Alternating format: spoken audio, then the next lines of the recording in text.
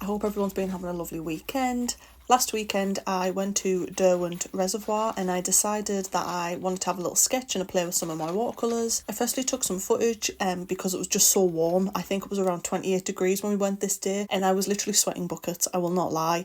With reservoirs, beaches, anything where you're next to large bodies of water, it literally just reflects the sun and just completely fries you when you're near it. So, and with it being a reservoir as well, there wasn't a lot of shade or shelter around the sides of it, so it was quite open. There wasn't really any shade from the sun.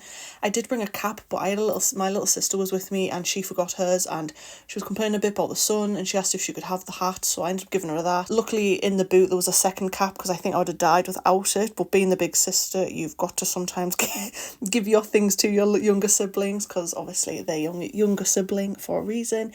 You're supposed to look after them and look out for them. But yeah, I was not having a fun time at all until I found the second cap and my head was safe and fine. And the last thing I wanted was anyone to have heat stroke or a migraine. I had a migraine. I get migraines quite bad and a lot of the time I lose my vision fully in my left eye and they're just not a fun time. I tend to get really shaky. I get pins and needles in my mouth, my arm, my tongue. I know it sounds so strange and usually I'm sick with it as well. And I just really hate migraines. I'm probably nervous of getting them, but I get them quite regular. And I just didn't want that to happen again because I only had one previously about 2 days before we went on that trip. So I was really just doing everything to kind of protect my head and face out of the sunlight as much as I could. I did find this pretty shaded area inside the bushes. There was a little bush kind of tree line right in the back, a bit of a trek away from the reservoir. I kind of just hid there where I could still see the scenery, but it was a little bit more sheltered from the sun. I still did end up getting sunburn on my arms, but it was so worth it just to be out in nature and just be able to chill outside, which is one of my favourite things to do. I did a little simple sketch of the tree side in my line of view and also of the reservoir. I did have my tripod and I did try to film as much as I could of doing this sketching and painting, but I was really struggling with getting it to balance. I unfortunately didn't bring my octopus style tripod where you can bend the arms. This was just my stationary one and the 3 prongs kind of come out that it stands on and you can't adjust them. I did bury it a little bit in the sand and then put some stones on top, but it was just really struggling to stay up and I was getting a bit frustrated with it by the end and I just kind of wanted a chill time and couldn't really be bothered to be fighting with a tripod to get video footage. So I only kind of videoed a little bit of me sketching and I unfortunately didn't get any video footage of me actually adding the watercolour on. So I do apologise about that. When doing the actual painting part of my sketch, I did use my trusty Winsor&Newton Cotton watercolours. They're in a little mini rosa palette and I just love bringing these out. I think I've mentioned in previous videos, I usually love using these the most. Same with the Royal Talens Van Gogh palette, just because they're miniature and they're quite small to take and they don't take up a lot of space when you want to just bring some watercolours, and it's just a miniature palette, so it's just really easy to bring and take with you and it's just easy on me basically. So I was being a bit lazy there. For water, I just had a little mini glass jar. I usually bring I think it's Faber-Castell. It's like a plastic silicone type pot that adjusts and you can literally pop it out and you can just fill that with water. It's like a travel cup for when you want to paint, but I completely forgot that and I couldn't find it on the day, so I ended up just bringing this little miniature glass jar and I kind of just buried it in the sand so it wouldn't fall over, just to prevent anything smashing. And then another thing, I ended up bringing my water bottle down to the reservoir, and at this point we'd walked quite a trek away from the car. So I did what all older siblings do and make their younger sibling do the exercising, and she trekked down to the bottom of the reservoir for me and she filled it up with some reservoir water. So the water was a little murky, so it did discolour some of my watercolours a little bit, but it was a sacrifice I was willing to make as it was just too hot and I just couldn't be bothered at this point. Luckily it did end up dying down temperature wise later on though. We stayed for a couple of hours and by the time it hit about 5-6 p.m. it did cool down quite a lot and the shade only got more as we were in the tree line, so we ended up being quite sheltered by the end of it and it was a really nice time out for all it was so hot. I also got this little tip that I did from Zoe White Art. I will link her channel down below in the description box. I noticed she has done it with paintings before and it's really effective way if you want something to look like stones and sand, and I think she's mentioned in her videos before how she does it, or because a lot of her videos are very tutorial based and you can kind of see it's basically you mix the paint colour that you want for the area, and you kind of cover the area you don't want paint to get on and just keep the area exposed you want paint on, and you kind of just splatter the paintbrush, so it kind of causes like a splatter effect in areas you either want stone or sand to work, and it's really effective. And you just kind of splatter different colours that you want. So if you want like a lot of mixture of browns, some like pale beiges, ivories, them kind of colours, and if you just splatter them along, it was really effective. And it's such a good tip from her channel that I got.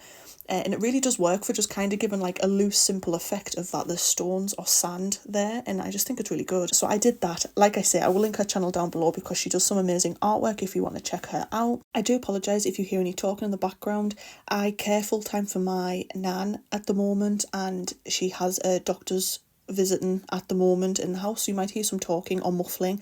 I've kind of silenced it out, and I have closed the door and that, so you shouldn't really be able to hear too much, but I will kind of edit that out. But if you do hear any background noise, I do apologise. While I was at Derwent Reservoir, I didn't get a chance to add watercolours to the page for the sky, so since I was home I did go in with a different set of watercolours, and for the sky I used my Mungyo watercolours, which if people want a cheap but pigmented watercolour set, these are really amazing. They're really pigmented, and for the price, I did a video a few years back. I think I painted Sally from Nightmare Before Christmas in it. I will link it down below. It's a couple of years old now, that video, but you'll be able to see the swatches of the Mungyo watercolours, and I think they're really pigmented. And when I've looked on their website, a lot of Mungyo products, for all they're cheap, are light fast as well. So I think they're brilliant. If you just want something cheap and affordable, they're definitely worth a try. With the sketch, I just kept it simple. I did keep forgetting to add fine liner to my paintings. I used to be a thing I always did when I would do watercolours. I would kind of do a rough pencil sketch, then I would add some fine liner and then watercolour.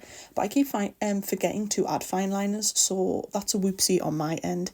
But since I keep forgetting, I'm just kind of going with the flow, and I just added the watercolour without the fine liner this time. There was some housing, or maybe it was a farm in the distance of the reservoir. I just drew like a little house kind of shape on this sketch, but even with glasses, my eyesight's terrible when it comes to anything in the distance, I won't lie. I think it was farm, but it could have been a house as well. So I added that in, and then I knew there was kind of some farmland, and I think there was some telegraph wires, so I kind of added them in lightly.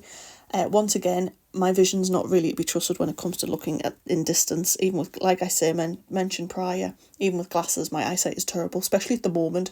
I had a migraine. I get like migraine attacks every now and then, and for some reason my vision is always really rubbish, like for the next couple of days after. And when we went to Derwent Reservoir, I had a migraine the day before, and my vision's always just dead blurry the next day, I tend to find, and then it kind of goes away after that. I don't know what, I think it gets called a migraine hangover, which I never knew was a thing. But apparently you can get a migraine hangover, and it's where you have similar symptoms, but it lasts like the next 24 hours, I think, after the migraine attack is gone. So the pain goes away, but you still have like vision blurriness, you can still have pins and needles, you can have like shakiness, which I didn't know was a thing. So if anyone else suffers from migraines and you ever get worried, apparently it is quite common. I wish they could make like a master cure for migraines, because my life would be so much easier. Because when I get them, it's like a whole day of just recovery, which sounds excessive, I know, because people's probably just like, it's just a migraine, but they're so vicious. I don't know why I get them so horrifically.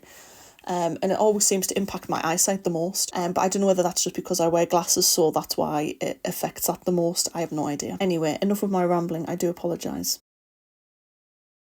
Finally, when I got home, it was quite late that day. We got in, I think, around about 9:30 at night, so I ended up just leaving this sketch the way it was with the painting, and I went back to it the next day. I'm not going to bore you too much with what I do next, as everyone knows it's going to be market time. If you're not new to this channel and you've been here a while, I know I have a lot of good YouTube friends here on the channel, and they watch all my videos and I watch all theirs, because it's always good to support people when you can. And I also love all their brilliant artwork as well. Everyone knows I love a good Posca marker or Faber-Castell marker or Lyra marker, and I just love adding markers on top of paintings. It's become a habit, and I just really am addicted to doing it. And it's become my favourite mixed media way of doing my paintings. I did that for the Malton Park paintings as well, and I've did them for another video that I have in idea as well for next week's video. I sometimes did it with loose character building that I did when I did Alfred and Ismene, which was the old man and the raven painting I did, and I've did other paintings like that as well. I just feel like they're good for effect when you want bold highlights or some bold shadows across different areas, such as trees, stones along the reservoir. I just think they're really good. I didn't realise this till after I kind of finished the painting and was editing the actual video footage on iMovie. I didn't realise I didn't add any leaves to the tree that I did. I just kind of left it as like branches, which, like I said, I only realised once I was editing, so I do apologise about that. There was leaves in real life on this tree, but clearly not. I wasn't paying good enough attention, because I think like any artist would remember that trees have leaves, and it's not winter, it's summer, so this tree definitely had leaves, but I just didn't add that, so I do apologise about that. But I did enjoy doing kind of like loose scenery scenes, just adding bold marker lines on top of like different patterns to kind of give like an effect of bark on the trees. I've done this across 5 paintings now, as I have a video ready for next week as well, and I do a similar art style, but it's 2 different sketches, which I'm so excited to show you all in next week's video. I feel like I'm always excited to show everybody new videos, but it's just like I get so excited for them. I love editing videos and I just love making videos, and they just bring me a lot of joy. So hopefully you will like that one as well, as the same with this one.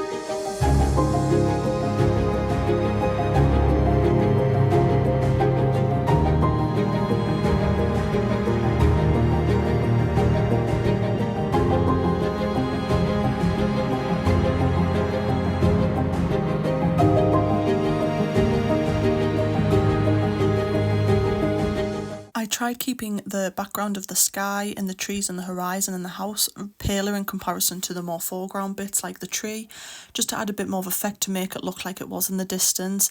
Like I've mentioned prior, I do struggle with scenic paintings and sketches, like this isn't my strongest area in art, but I still love creating them and just seeing how they kind of turn out.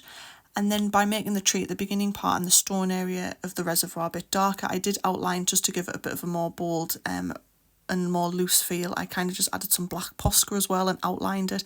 I feel like it did work and it did make it look more like foreground and the background look a bit more distant, but I think I could have maybe went with a light wash of watercolour on top of the background to make it even look paler, because I did go a bit too bold I think with the trees. But like I say, that's as much as I'm capable of, unfortunately, when it comes to scenery. It's still a learning curve. Then finally I went in with some white and ivory posca. I did some random highlights across the tree and the reservoir because, once again, people who are regulars know I do this all the time with my paintings. I just love adding random bits of highlight and just different bits of poscas across different areas of any painting.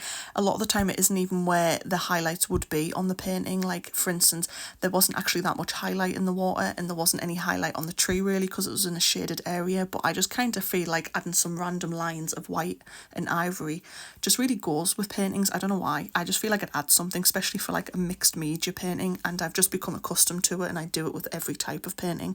It's just become my kind of thing, I think. And that, guys, was everything I did at Derwent Reservoir this weekend. I had such a fun time sketching and painting and just being outside in nature.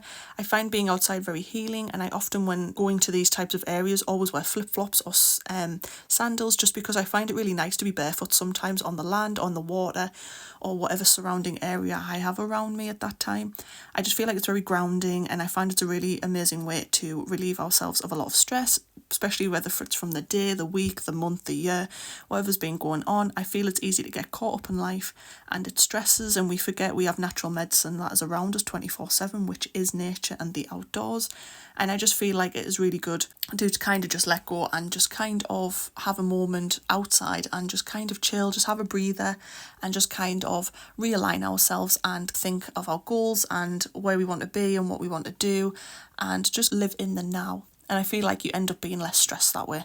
That might just be me placebo affecting myself into thinking that, but I just find it extremely grounding.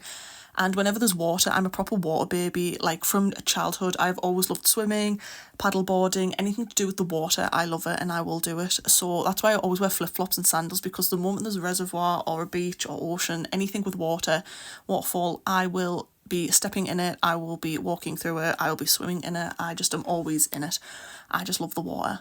If my dream goal, if I could have anything, if I could have anything in the entire world, it would be to have a house that is next to a body of water that I could just swim in every day. I would love that. That would be like my top biggest wish ever. And honestly, hopefully one day, you never know, dreams sometimes do come true. Without saying enough, I think I've babbled enough and waffled your ears off more than enough for this video. I hope you all enjoyed the video, and if you did, feel free to give a like and a subscribe. It really does mean a lot and helps the channel out loads. And without further ado, I wish everyone an amazing week and weekend, and I hope you all have fun creating, and I will see you all next week. Bye!